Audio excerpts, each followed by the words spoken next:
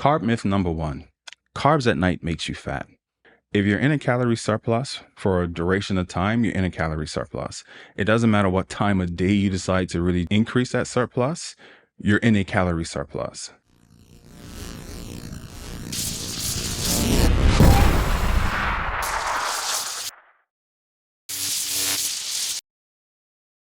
Good day, beautiful people, and welcome to another episode of Health and Happiness. We are here at IFBB Studio.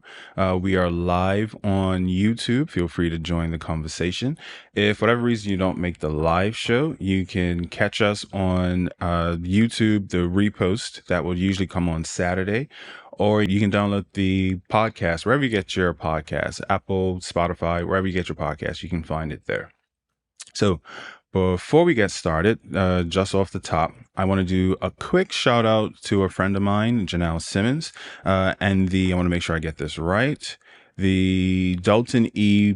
Tucker Primary School PTA committee. They just put up their playground at their school. I know Janelle's been working on that for a while, so I just wanted to say congratulations to you guys. I know there was a lot of hard work and effort being put in, and I was happy you was able to accomplish that. Now, for today's episode, we're going to start our new series. We just finished a series where I asked some of my female viewers on my Instagram. You can follow me there, and I always put up questions every once in a while to get on the show. The question was, what are some of the things that confuse you about your health and fitness journey? We're going to be starting a new series now, and what I asked my viewers was, why did you fail your last fitness journey? What was the thing that stopped you? And today's one, we're going to be talking about low carb diets. So to be exact, what she had said was, I went on a low carb diet, which wasn't sustainable. I lost weight, but after a few months, it came back on. So we're just going to be talking about that for today, my viewpoint on it, and things that you can do to help make sure you actually can sustain whatever diet you choose to be on. The first thing I want to go through is, I think it's really, really important for people to understand weight loss by any means doesn't mean progress. And that's something we get caught up into a lot, where we might see the scale move and we think, okay, well, what I'm doing must be working. And then you continue to do it. In my opinion, if it's not sustainable or it's harmful, it's not progression. One of the big things for my lifestyle clients is, yes, I want them to lose weight during the time we're together, but we're teaching them to make it a lifestyle. So that way, if I don't see them for whatever reason for a year, because we made it a lifestyle, I'm not expecting them to put the weight back on. The hardest part of my program is just that mindset shift. And that's what I really think you need to make those things sustainable.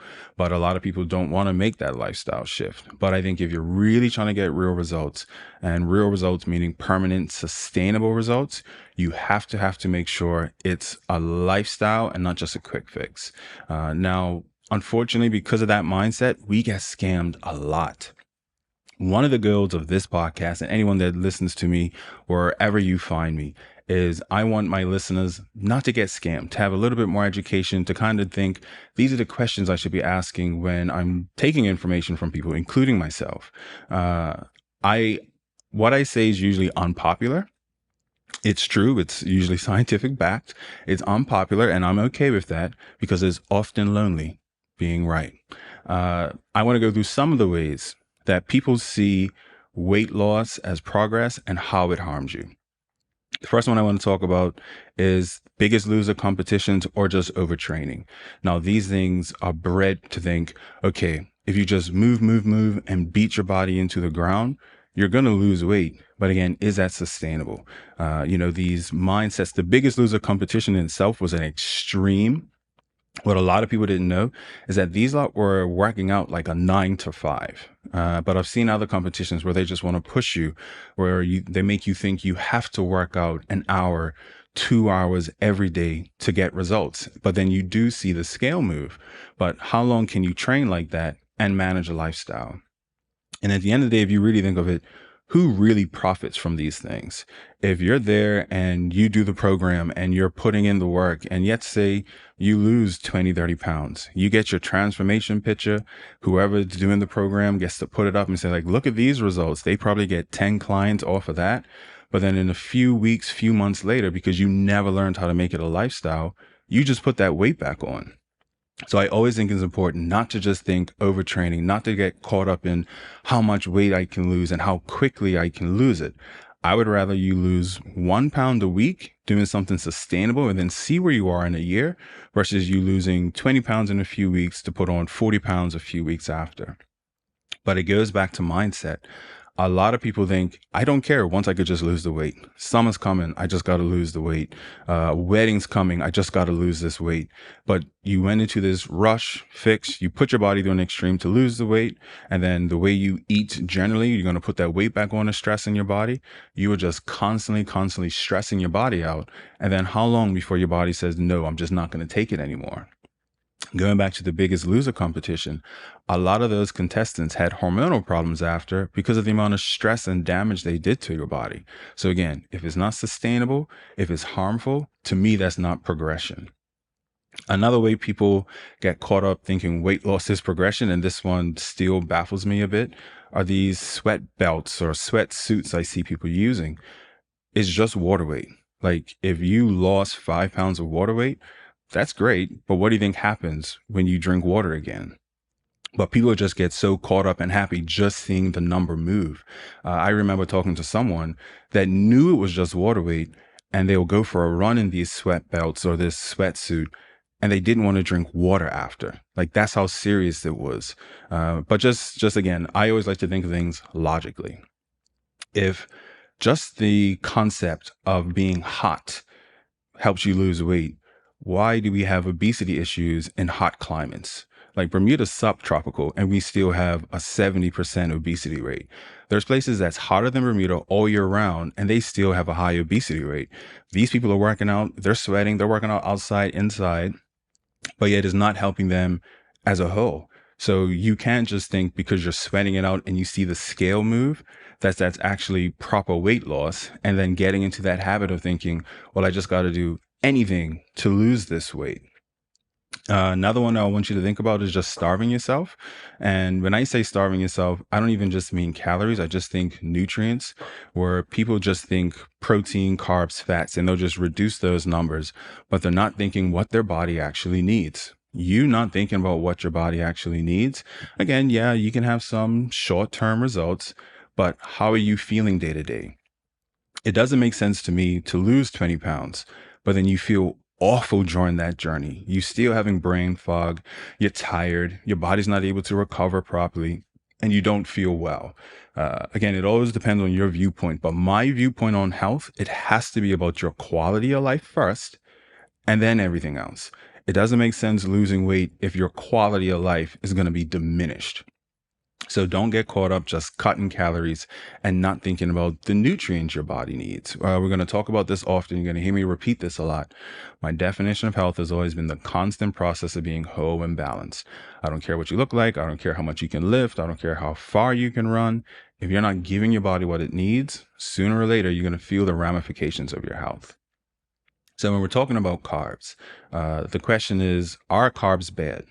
Now, before we even get into that, I just want to go through some of these carb myths that I hear most people talk about. Carb myth number one, carbs at night makes you fat. Definitely not true. There is no such thing as a fat fairy that at 7 p.m., because you had a carb, you're going to put on weight. And with that mindset, what a lot of people would do, because they think, well, if I eat late, my body can't burn it off, so it's going to store it as fat. They'll have their pizza, their muffin, their whatever else early, thinking, okay, well, now my body's using this for fuel, so I wouldn't store it as fat. If you're in a calorie surplus for a duration of time, you're in a calorie surplus. It doesn't matter what time of day you decide to really increase that surplus, you're in a calorie surplus. So you want to just make sure you're not in a calorie surplus. It's not what you're eating late at night. It's not the carbs. It's just your quality of food you're eating for the entire day. So you having their heavier processed food earlier is going to do the same thing if you had it at night. Now, eating certain things at night can disrupt your sleep. Some people might help them sleep better. It might disrupt your stomach. But don't think, well, I shouldn't have carbs at night, so I'm going to have the more processed food or whatever earlier. You're thinking of what did you have for the whole day. If throughout the whole day you're in a calorie surplus and that's a normal thing, then you're in a calorie surplus. The other ones is just that carbs make me fat.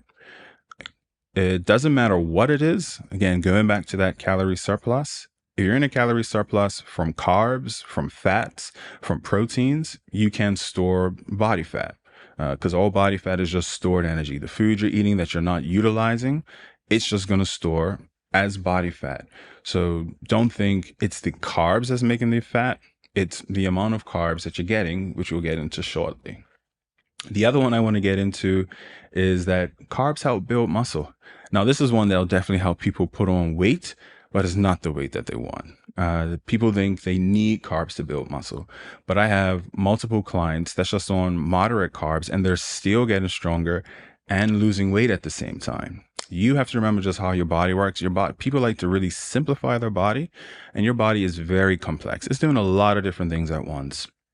And just as important as you thinking of your calories, you want to be thinking of your hormones as well. So again, using my lifestyle clients, we're doing things as minimizing certain fat storing hormones, maximizing fat burning hormones, maximizing muscle building hormones. So they're in a calorie deficit, but it's not a dramatic deficit. And they're still doing things, they're working out, they're moving, they're giving the body what it needs to help them recover. And that can help them put on muscle. The most important thing to build muscle isn't carbs. It's not even protein. It really comes from you stimulating muscle in the gym. If you're in the gym and you're training effectively, that's one of the biggest components that can help you put on muscle. I've talked about it before that you could be on a subpar diet, but if you're training well, especially in that beginning phase, you can still put on muscle. So don't think you got to dramatically increase your carbs where all of a sudden you're trying to put on muscle and you see again the weight going up, and then you realize you just put on like 20, 30 pounds of body fat for no reason. Now, when it comes to carbs, I like to talk understanding and not fear. If you understand carbs, if you just have a basic understanding of food, you don't need to fear it, and then you know how it applies to you and the best approaches for it. Now, when it comes to carbs, the two main things is the amount and the type. When it comes to the amount, the average person eats too much carbs. Like me as a bodybuilder, I'm trying to put on muscle. I'm trying to grow. I'm over 200 pounds.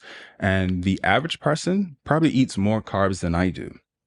So if you are eating this much carbs that you really don't need, that's going to be an easy way that's going to cause problems down the line. And then you want to think about the types. Now, I believe the bulk of your carbs should be complex carbs. Complex carbs simply means it changes the sugar slower in the body. So it helps keep you even keel, homeostasis, which is what your body prefers to be in. But if you're someone that's eating a lot of refined grains, a lot of processed foods, a lot of sugar-based carbs, that is not useful for the body. You're going to be spiking your blood sugar. And when you spike your blood sugar, you got to spike your insulin. Insulin needs to come up and pull those carbs down, but sometimes it pulls it down too low. And then you feel tired or hungry or lethargic, and you think you need something to spike you back up. And what is something the average person goes for? Something carb-based. So then they eat this again and they put their body through this cycle over and over and over again. And that can have negative ramifications down the line. So don't get too caught up in thinking carbs are bad. Understand why portion sizing is important so you're not getting too much. And always just think about the quality of food. You want high quality carbs if you're choosing to have carbs. That way you're able to control your blood sugars, you're able to control your inflammation, and we talked about this on several podcasts, controlling your gut and your gut health, because what you eat has a lot of effect on your gut, and your gut has an effect on how a lot of your other body works, organs, brains, etc. So do we need carbs? Carbs do have benefits. It's a preferred energy source, especially if you're doing resistance training or anything explosive like sprints. That's what your body really wants to use. The best analogy I like to say is think of your carbs like a sprinter and think of more fat-based energy like a marathon runner. Sprints, quick, explosive. Marathon runner, steady, slow. What we do for the average person, unless you're like a construction worker, what we do, the average person walking, talking, sitting, that's more fat-based energy. But still, we think we need carbs just because, for the most part, it tastes better. And that can then form the problem. So if you're doing things, that's why I say, if you want carbs, I always think it should be around a training session if you're doing it. But it's not something that you need. Your body has other ways of getting energy. But if you are thinking of resistance training, sprinting, carbs is a much better place, more preferred energy source. It can help preserve muscle. It can help with your recovery. One of the best times to get in your carbs is after a workout. And it is another place, another opportunity for you to get in nutrients. Whether you're thinking of fiber, potassium, there's a lot of different nutrients from a lot of different types of carbs that you can use to get it in. But do we need carbs? We do need glucose. There's parts of the body that does run off glucose and carbs that's changed into glucose. But your body has the great ability to create its own glucose in the body. It's called gluconeogenesis. It can use certain fats, it can use certain proteins and change that to glucose and use in the body. So we can create some of the carbs we need. We can still get it from exogenous sources, but just know that it's not a need to the degree that people think it is. So understand it has its place, it has its uses, it's nothing to be feared, but it just needs to be understood. Now, when it comes to low carb diets, what's a low carb diet? So I Googled diets. The first definition for diet is a kind of the kinds of foods a person, animal, or community habitually eats. And then the second definition was a special course of food which a person restricts themselves either to lose weight or for medical reasons. So to me, I just thought it was interesting how it's the word diet, but those are two completely diverse meanings of what the word diet means. It's just something I just found very, very interesting, and just where the world is now, where people more think when you hear the word diet, they're more thinking of something restrictive versus this is a way of life. This is just how I live. And for me, when I think you should be thinking of diet, I want you to think, how am I making this into a lifestyle? How can I make this into a new way of life? For me, a low carb diet would be a diet where your carbs are going to be from about 25 grams to 50 grams intake a day. A keto diet, for example, would be like direct carbs of 25 and under, would be classified as like a ketogenic diet. So pretty much no direct carbs. You just be getting a lot of your carbs through like trace amounts in your vegetables and stuff like that. Now, when it comes to low carb diets, some of the reasons I think people have problems is because they're not thinking holistic health. They're not thinking about their nutrients. They're not thinking of other energy sources like fats. So you'll go on this low carb diet, but you're still not giving your body what it needs. And if you're someone that's not even getting enough healthy fats, you haven't given your body another energy source to use. So you're on this low fat, low carb diet because you're just thinking of restricting calories to lose weight. Again, you feel awful. Yes, you might progress, but it's nothing you can sustain. I think if you're someone that even wants to try a low carb diet, you have to make sure your proteins, your fats, and you're still getting nutrients in your body so you know how to function. I think that's very, very important. Another reason I think people have a harder time on it is we're very used to thinking carbs is what makes us full. Again, they're usually more things that we enjoy. And even if you grew up in a lower income household, in your mind, you knew, the rice, the pastas, those usually are cheaper things. And that's what you got to help fill you up. And, I've had clients where that was a real problem for them, where they just thought, well, carbs make me full. If I'm not getting carbs, how do I get full? For me, I'm thinking of the bulk of your veg and water. I'm thinking of how can I control and stabilize your blood sugar? These are the ways I want to try and help make you full. We can use carbs, but I'm not dependent on carbs to make you full. And certain people are addicted to carbs. Carbs can be addictive. Your brain does like just dense calories, and it can get that through carbs. So some of the practices I'll have to do with certain clients when I've found that is I always think it's important when you first start things, instead of trying to take things away, just add things in. So, I wouldn't just say, hey, we're going on a low carb diet. I would think, hey, let's add in some veg. Let's add in some fats. Let's add in some proteins. Let's start giving them veg so they're giving their body what it needs. And sometimes their body can learn to use their dietary fat and hopefully their body fat for fuel, because a lot of times it's just their body's so used to running off of carbs. That's the only fuel source it knows how to use. So you have to give it something else just so it can start to understand, okay, there's other energy sources that I can use. And do you have to be on a low carb diet to lose weight? I don't think so. I think first and foremost, you should always think health first. For me, I know calories in, calories count does matter, but I think you should always just think health first. Am I in a healthy place? Am I going into this with a healthy mindset? Am I thinking about giving my body what it needs first before you start playing around with any different things? We talked before about the intermittent fasting and how people could do it, but they still think they can eat whatever they want within that time span. Anything you do, I always think it should just come as a health first approach. And then before you think about low carb, I would just say try just having a balanced plate. Some people think you got to be on this like really hard, low calorie program or diet to lose weight. Again, most people, the average person eats more calories than I do a day.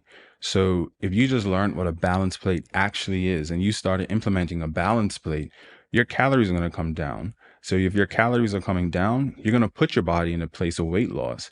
You do not think you got to be on a super restrictive diet to lose weight. Sometimes it's just about cleaning up your plate.